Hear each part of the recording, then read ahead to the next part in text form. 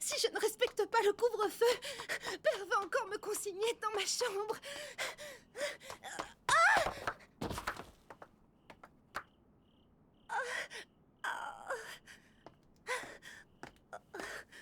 J'en peux plus.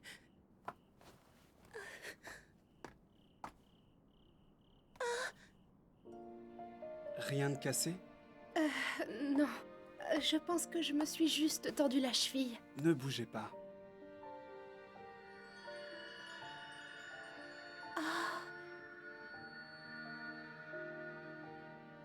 Tiens, Essayez de vous lever. je n'ai plus mal. Tant mieux. Ah, mais non, je peux la remettre moi-même. Et voilà.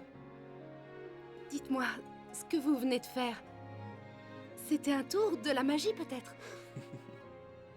Je vous laisse.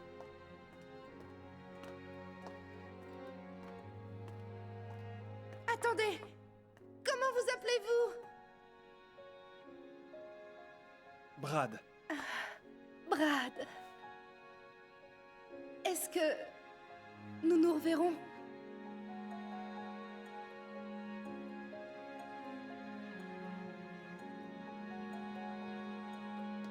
Désolée.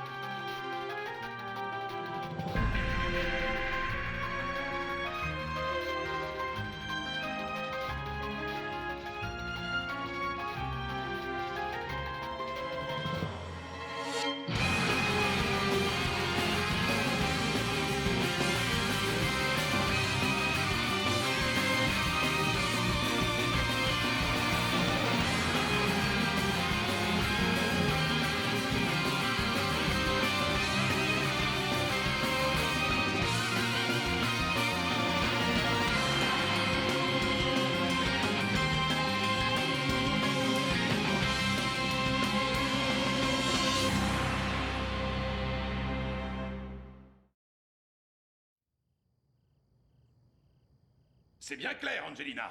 Je t'interdis de revoir cet homme. Mais pourquoi? Brad est pourtant quelqu'un de bien. Il suffit. Tant que tu ne m'auras pas promis que tu ne le reverras plus, tu seras consigné. Je fais ça pour ton bien. Je compte sur vous. Entendu, monsieur.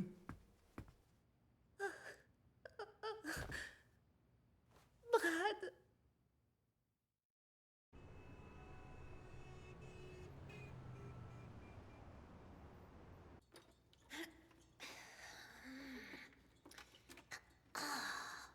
Oh, mais j'en ai marre de cette fichue télé. Eh oh, tu voudrais pas baisser d'un ton? Elle a rendu l'âme, cette antiquité. Et c'est pas en la frottant que t'en feras sortir un génie qui la réparera. Mais c'est le dernier épisode qui passe aujourd'hui. C'est bien dommage pour toi. Pour moi aussi d'ailleurs, tu m'as ruiné ma sieste. Allez m'en acheter une neuve. Et le fric, je vais le pondre? C'est ma faute peut-être si l'argent vous brûle les doigts. J'y suis pour rien, j'ai une créancière aux griffes plus longues que celle d'un démon. Et mon agent est avare comme pas deux. Qui est avare ici, on peut savoir? Tiens donc, tu viens me proposer un autre boulot qui paye pas un rond? Tu fais erreur, l'ami. Tous les boulots que je te déniche sont hautement lucratifs. Seulement, tout est dans l'art et la manière, tu vois? Monsieur Morrison, vous pouvez réparer la télé? La télé? Elle est tombée en panne. Je vais louper le dernier épisode de Boléro printanier. T'es venu en voiture, Morrison? Ouais. Bien, alors j'accepte ton boulot. Mais en échange, tu me laisses pioncer en route. Ça te va? Avec cette histoire de télé en rade, j'ai du sommeil en retard. Allez, en route. Emmène-moi au 7 chantes, pourvu que je n'ai plus à subir ces jérémiades. À plus tard, mademoiselle. Vous me laissez avec une télé en panne? Demande à Dante de t'en offrir une neuve avec la paye de ce boulot, d'accord? Mais attendez, Monsieur Morrison. Je n'aurai jamais un temps pour le dernier épisode de Boléro Printanier, moi. Hé! Non! Crétin! Ah!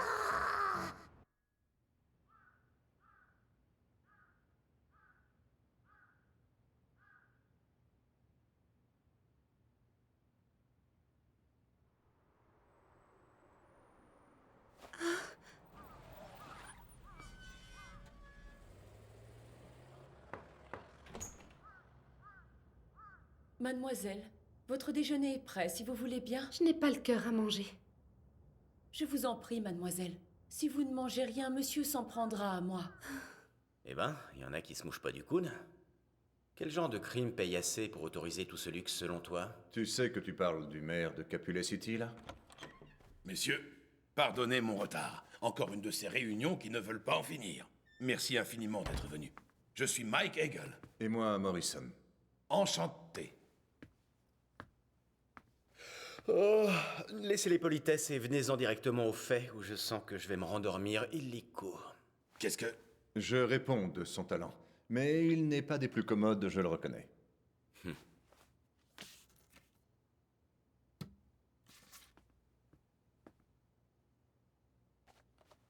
Ce que je vous demande est simple. Tuez cet homme. Faites-moi cette faveur. Tuez-le.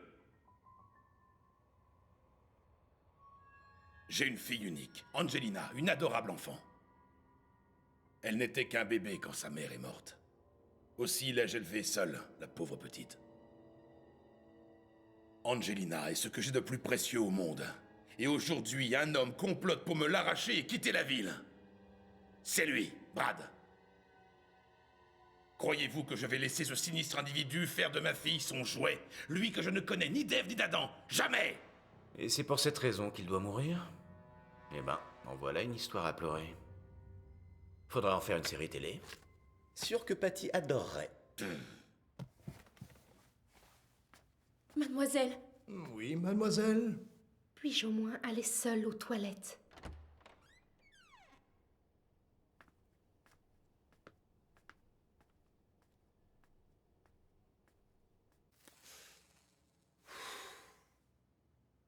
Tu dois savoir que ces derniers temps, les agressions mystérieuses se sont multipliées à Capulet City. La télé en fait ses choux gras. Ma télé est tombée en rade, je te rappelle. J'avais oublié. Enfin, tout ça pour dire que c'est devenu monnaie courante. Jugez vous-même.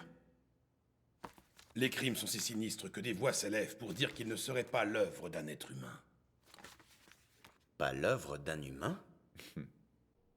Figurez-vous que cette série d'incidents a commencé au moment même où ce Brad est apparu. Donc, selon vous, le bourreau des cœurs ne serait pas un criminel comme on en voit tant, mais un démon, c'est ça? Belle foutaise, oui. Et si je vous disais que je l'ai vu?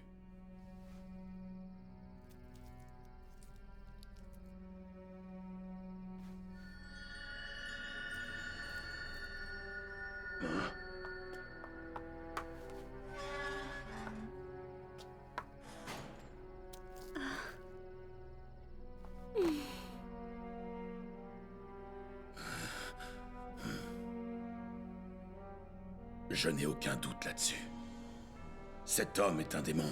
Alors, tu continues à penser que je t'ai fait venir pour rien? Je vous en prie. Brad doit mourir.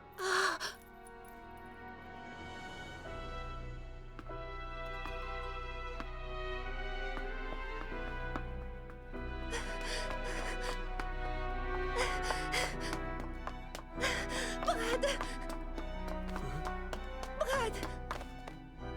Je t'en supplie. Nous devons nous enfuir. Mais qu'est-ce qui t'arrive? Calme-toi et explique-moi tout. Je crois que Père a engagé quelqu'un. J'ai tout entendu. Tu vas être assassiné. Hein? Assassiné?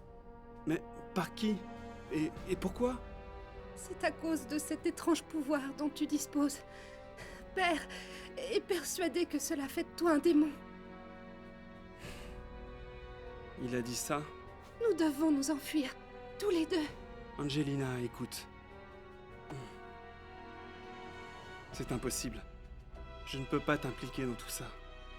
Mais Je t'assure que tu n'as pas à t'inquiéter pour moi. Il ne m'arrivera rien. Je suis persuadé qu'un jour ou l'autre, ton père comprendra. Mais Brad... Il vaut mieux que tu rentres chez toi maintenant. Je suis content d'avoir pu te revoir ce soir.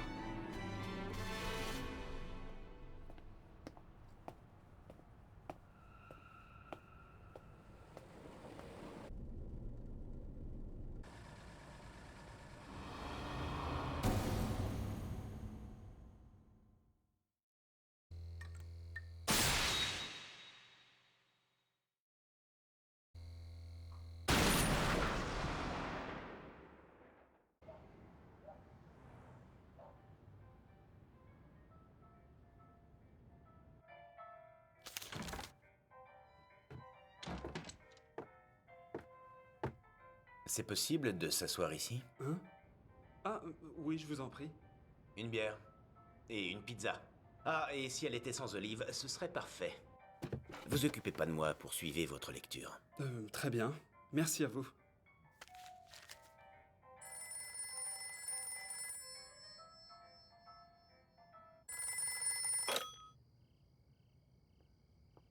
Comment? Vous n'avez toujours pas retrouvé Angelina? Ne vous avisez pas de rentrer sans elle! Ma main coupée que c'est encore ce fumier. Je vous présente mes plus humbles excuses, monsieur. Il s'en est fallu d'un seul instant. Oh. Mademoiselle.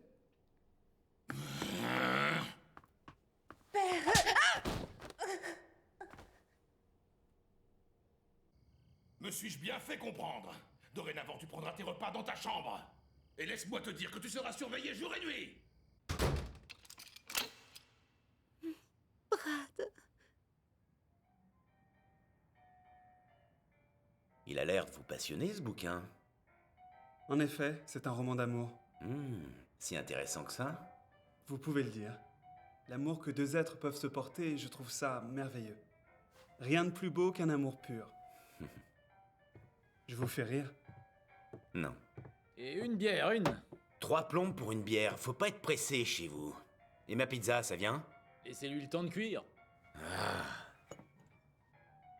À la vôtre. Santé.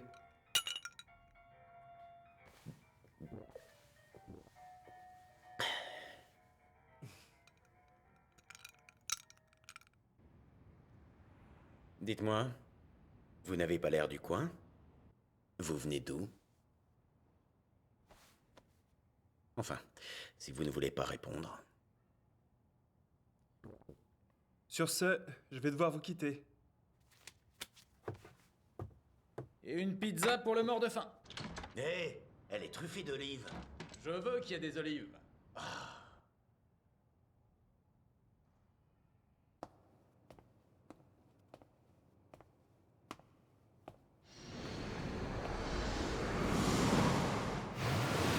Il semblerait que la porte s'ouvre cette nuit. Vraiment? Quel dommage de devoir si vite quitter le monde des humains. C'était donc toi qui étais derrière toutes ces agressions. Que cela reste entre nous, mais le sang humain encore tiède, c'est mon péché mignon. Vous me suiviez? Et une pizza familiale expédiée en 5 minutes, j'ai battu mon record. Mais c'est qu'il se fout de moi en plus. Question poignée de main, t'es plutôt chaleureux, toi?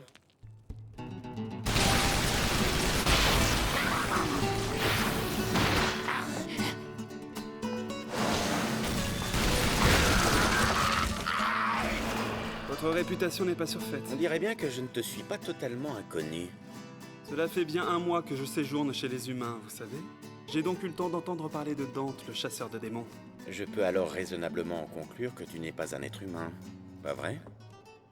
Ouais, Dans ce cas, tu dois savoir ce qui t'attend. ouais. D'autant mieux que je n'ai pas l'intention de fuir. Alors acceptez simplement de répondre à une seule question.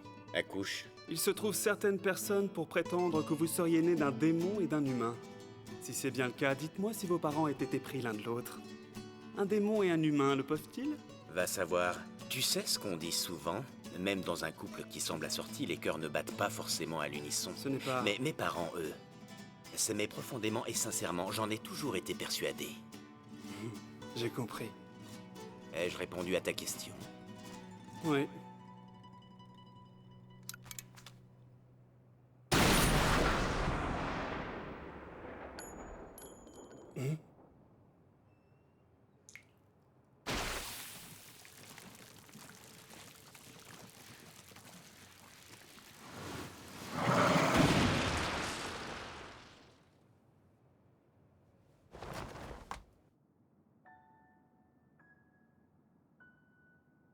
J'étais convaincu que tu m'attaquerais en traître. Même comme ça, je n'aurais eu aucune chance. J'ai connu plus combatif comme démon. Je suis certes un démon, mais pas de l'espèce de ceux qui peuvent rivaliser avec vous. Et à quoi bon? Puisque j'ai déjà accompli mon rôle. Et quel rôle? Préparer l'arrivée de mon maître. Cette nuit, il quittera le monde des démons pour celui-ci. Mais une personne a jugé, comment dire, préférable de m'invoquer avant par précaution. Et toi, tu vends la mèche de bon cœur. Au fond de moi, je souhaite peut-être que vous l'arrêtiez. Mon maître est l'avidité même. Vous pouvez compter sur lui pour engloutir toute la ville. Tout. Même ce bar où le café était si délicieux. Même cette colline d'où le coucher de soleil était splendide. Tout va disparaître. Et Angelina avec, c'est ça? Que dois-je faire? Je ne veux pas la perdre. Elle a été si douce avec moi. Parmi les démons, je ne connaissais que les persécutions. Mais elle m'a souri. Je refuse de penser qu'elle puisse connaître une mort aussi ignoble. Et voilà, je resterai à jamais un démon. Dépourvu de la force de se retourner contre son maître.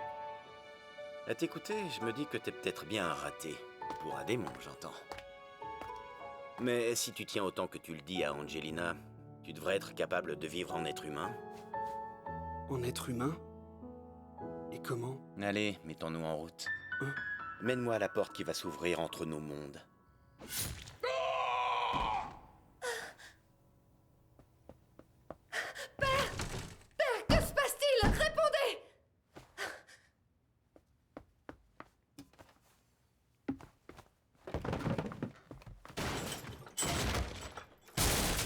Père, où êtes-vous? Père! Père! Mon Dieu, Père! Père, vous m'entendez? Tenez bon, il y a quelqu'un? Non. Si vous étiez resté sagement dans votre chambre, vous seriez morte sans avoir vu cet atroce spectacle. Mais pourquoi avoir... Avant peu, jeune fille, un puissant démon va être invoqué dans cette ville, grâce au rituel que j'ai scrupuleusement accompli. Et une fois ce puissant allié à mes côtés, je pourrai détruire ce monde!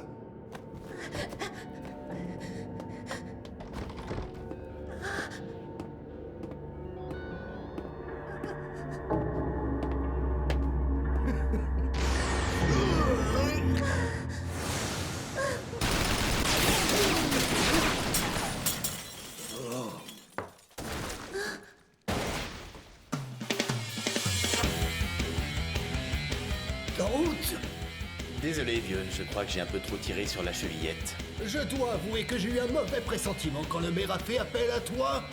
À tort, car tu arrives trop tard. Angelina! Brad! Monsieur le maire, tenez bon! Sombre fou, ne me dis pas que tu as osé trahir le grand Belphégor!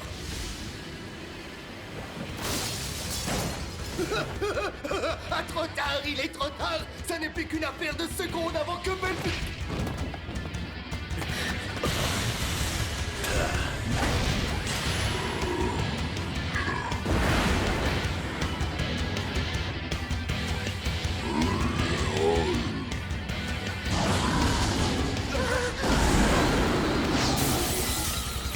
Merci d'avoir fait tout ce chemin pour nous.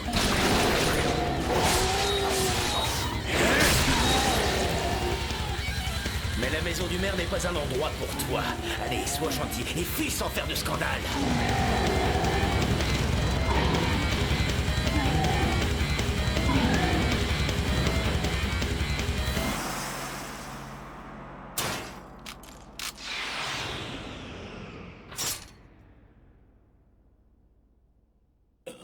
Angelina. Père... Qu'est-ce que... Non, père, ne vous forcez pas à parler surtout. Brad, il faut faire quelque chose. Je n'ai jamais soigné de plaie aussi profonde, mais je ferai tout ce que je peux. Que comptes-tu me faire? Maudit démon, ne va pas croire qu'en me soignant avec ta sorcellerie, tu vas me faire changer d'avis sur ton compte. Mais enfin, père... Ne vous méprenez pas. Telle n'est pas mon intention. Je fais ça uniquement pour dissiper le chagrin que je lis sur le visage d'Angelina. Monsieur le maire, ne m'en veuillez pas, mais je dois refuser votre demande. Brad sait ce qu'aimer signifie, ce qui fait de lui le candidat rêvé pour vivre chez les humains. Et comme vous le savez, mon seul gibier, ce sont les démons.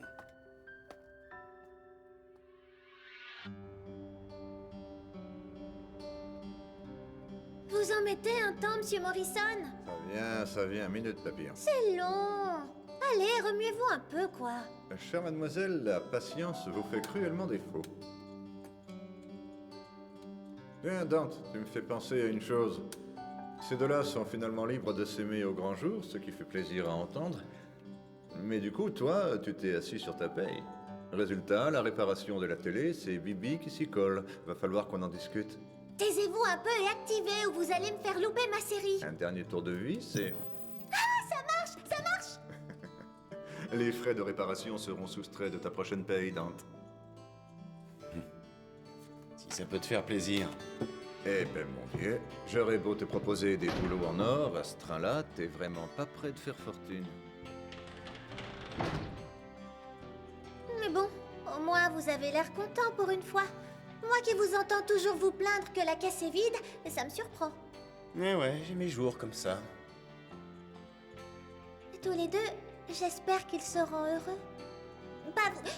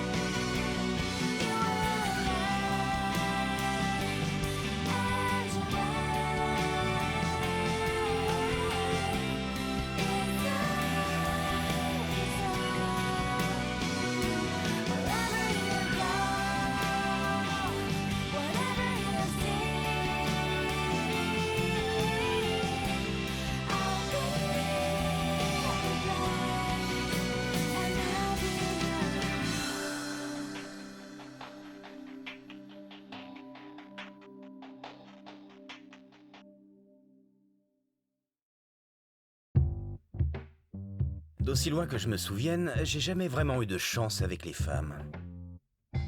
Si elles se contentaient de me cogner, passe encore, mais je me retrouve toujours avec un couteau dans le ventre ou une balle entre les yeux. N'importe qui d'autre serait mort depuis belle lurette. Ah, je vous jure. Le plus fort dans tout ça, c'est que ces furies ne semblent pas vouloir sortir de ma vie.